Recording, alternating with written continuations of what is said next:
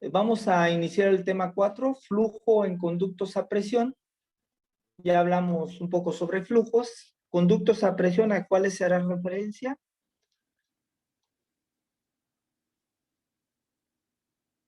Como dijo usted, no todo lo que está sometido dentro de un recipiente, bueno, por así decirlo, ¿no? Por ejemplo, en la tubería o así. Ok, todo lo que está confinado, ¿verdad? En este caso, bueno, tuberías, efectivamente, o algún tipo de estructura que esté confinada. Como una cisterna. ¿Cuál? No, pero que haya un flujo, ¿verdad? En una cisterna tenemos un líquido que está ahí en reposo, ¿verdad? No está fluyendo, no está en movimiento. Entonces, por eso es conducto, porque conduce, ¿verdad? Porque nos mueve, digamos, a través de ello podemos mover algún flujo, algún fluido, más bien, algún fluido, que puede ser, sabemos, líquidos o gases, ¿verdad? Pero en nuestro caso nos estamos enfocando en la parte de líquidos. Y bueno, evidentemente este tipo de conductos como las tuberías que están o estructuras que están confinadas, puede ser, por ejemplo, un canal, pero que está cerrado en un tramo porque pasa, no sé, no sé, por abajo de algún tipo de estructura y ese canal va totalmente lleno, que es otra condición, ¿verdad? Porque si va, no sé, a medio a la mitad, digamos, de su área, esto lo conocemos como área hidráulica, ahorita lo vamos a ver, pues no ejerce presión, ¿verdad? O sea, una de las condiciones, bueno, sí es que esté confinado y segundo, que vaya totalmente lleno, que su área hidráulica esté totalmente ocupada. Ahorita lo aterrizamos más. Entonces, bueno, y principalmente entonces nos enfocaremos para nuestra temática, para este tema 4, a lo que tiene que ver con todo lo relacionado a tuberías, a sistema de tuberías, etc.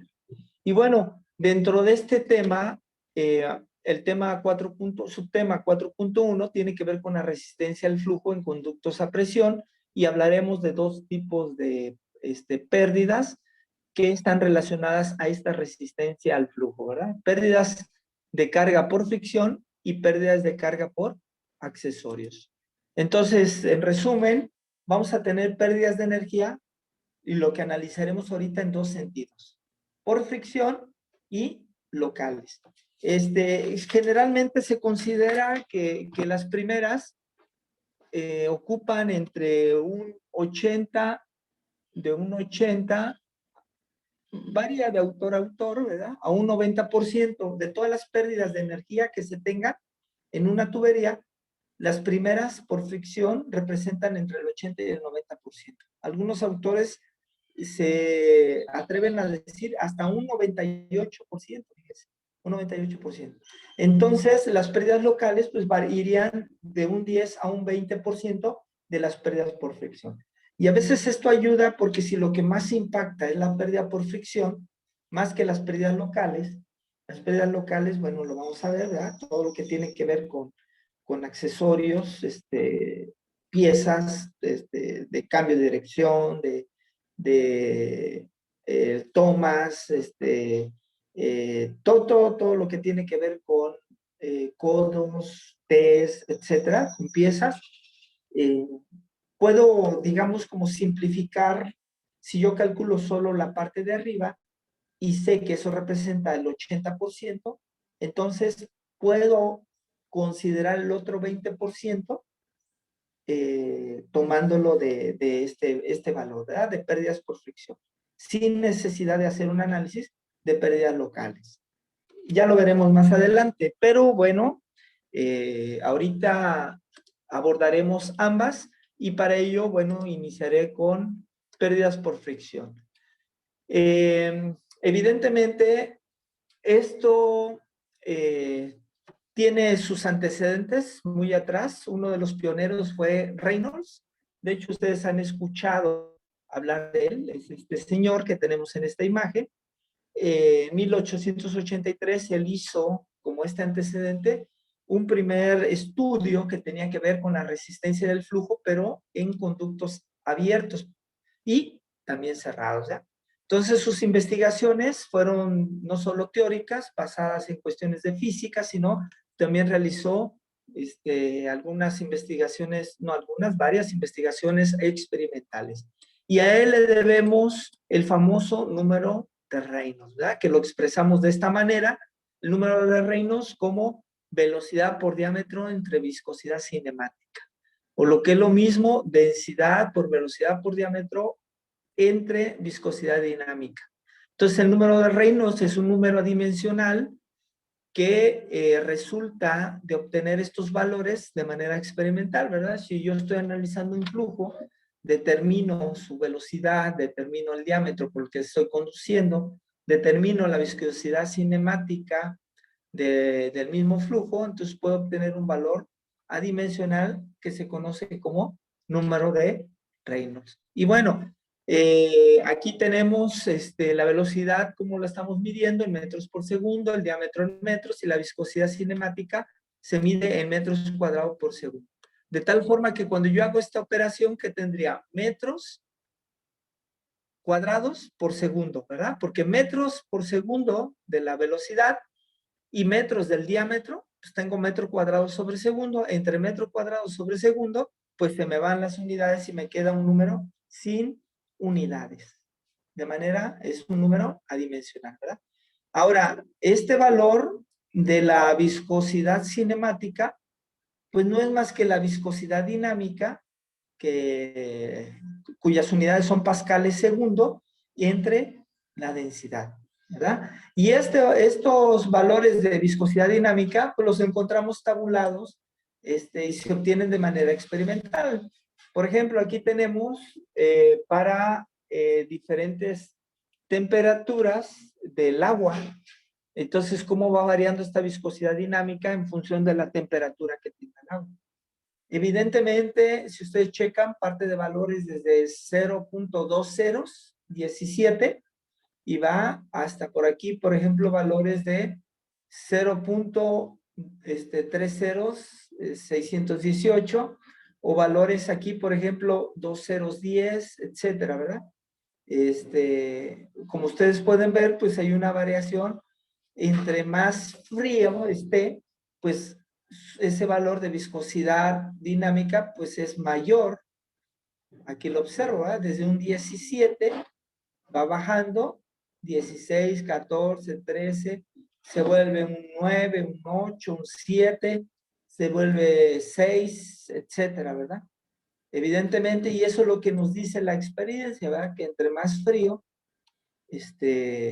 tan frío como el hielo, pues es mayor su viscosidad, ¿verdad? En este caso, dinámica. Y bueno, ya ustedes se hacen por ahí un análisis de unidades, van a llegar que al hacer pascales por segundo, al desarrollarlo, pues en realidad son kilogramos sobre metro por segundo. Es más, vamos a invertir un poquito de tiempo acá. Pascales ya sabemos que son newton por metro cuadrado y esto por segundo, ¿verdad? Pero el newton es kilogramo metro sobre segundo al cuadrado, esto por segundo y entre metro cuadrado, pues ya tendría ahí pascales por, pascales por segundo, ¿verdad? Pero, ¿qué unidades tengo aquí? Bueno, este segundo con este segundo al cuadrado se van a simplificar y me va a quedar abajo.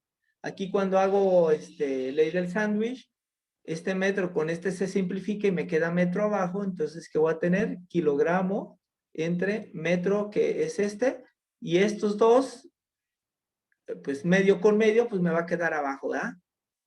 Por segundo, y son las unidades que tenemos aquí. Entonces, bueno, ya igual, si eso lo divido entre las unidades de densidad, que son kilogramos por metro cúbico, me va a quedar metro cuadrado sobre segundo. Si hago esta división, ¿verdad? De kilogramos entre metro segundo, lo divido entre kilogramos entre metro cúbico, pues me va a quedar metro cuadrado por segundo. ¿verdad? Bueno, ya les queda a ustedes hacerlo eso. Ahora, aquí tenemos entonces estas tablas, que una vez conocidas, estas tablas de viscosidad dinámica, si yo lo divido entre 1000, que sería la densidad, ¿verdad? Del agua, entonces yo obtengo el valor de la viscosidad cinemática. Entonces, dos cosas, ¿verdad? Dos cosas. Si yo uso la viscosidad cinemática, bueno, nada más bien aquí, si uso la viscosidad dinámica, sustituyendo este valor, aquí abajo, ¿qué sucede con la densidad? Que está abajo, va a ser extremo, entonces se va a ir arriba, ¿verdad? Es lo mismo, velocidad diámetro, viscosidad dinámica, densidad. Ahora, de acuerdo al tipo de flujo, existen diferentes valores del número de Reynolds. Aquí hay que tener mucho cuidado porque, bueno, tiene que ver también con los autores.